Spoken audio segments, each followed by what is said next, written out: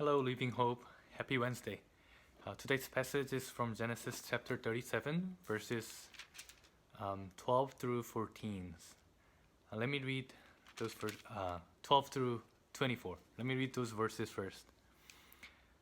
Now his brothers had gone to gaze their father's flock near Shechem. And Israel said to Joseph, "As you know, your brothers are gazing the flocks near Shechem. Come, I'm going to send you to them." "Very well," he replied. So he said to him, "Go and see if all is well with your brothers and with the flocks, and bring word back to me." Then he sent him off from the valley of Hebron. When Joseph arrived at Shechem, a man found him wandering around in the fields and asked him, "What are you looking for?" He replied, "I am looking for my brothers. Can you tell me where they are grazing their flocks?" "They have moved on from here." The man answered, "I heard them say, 'Let's go to Dothan.'"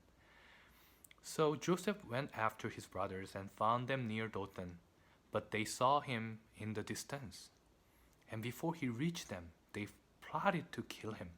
"Here comes that dreamer," they said to each other. "Come now, let's kill him and throw him into one of these cisterns and say that a ferocious animal devoured him. Then we'll see what comes of his dreams." When Reuben heard this, he tried to rescue him from their hands. "Let's not take his life," he said. "Don't shed any blood. Throw him into this cistern here in the wilderness, but don't lay a hand on him." Reuben said this to rescue him from them and take him back to his father. So when Joseph came to his brothers, they stripped him of his robe, the ornate robe he was wearing, and they took him and threw him into the cistern. The cistern was empty. There was no water in it.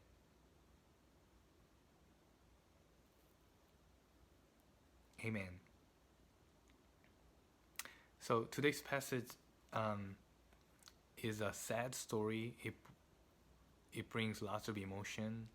I felt upset and disappointed and sad eventually. Joseph is Jacob's favorite son, and he is immature and he's a little bit arrogant when he shared his dream that all his brothers and even his father and his mother will bow before him. But he can become a cause of like the hatred, but many times how we respond to those who provide some cause of anger or hatred, that reveals more about our heart. So at this point, when we see these brothers meeting Joseph and plotted to kill him, it reveals there's something wrong in their hearts. Some violent and some brokenness exist in their heart. And I noticed that this sin is happening near Shechem, and it brought us back to where Shechem was. And when their sister Dinah got raped, they responded with anger, but they went way beyond what they supposed to act. They killed the whole town as a revenge, and it's actually crime before God's eyes. So, and the Genesis chapter 50, when Jacob blessed them, God remind him of this violent act, and then it reflected in their part of their blessing, and even become part of the curse to them. So what's going on here is there's a trigger in their heart. It could be a immaturity and arrogance of Joseph, but actually it activates what there already is, the broken and sinful heart. And what makes me sad is that these group of people are not just random people. They're sons of Israel, Jacob, who wrestled with God and um, who learned, encountered God, and who learned who God is, and then became one of the foundations of the faith of Israel, people, nation Israel. And these each sons should bear the name of each tribe. And even though they grew up with Jacob, who went through this whole course of sanctification, they the sons they don't know.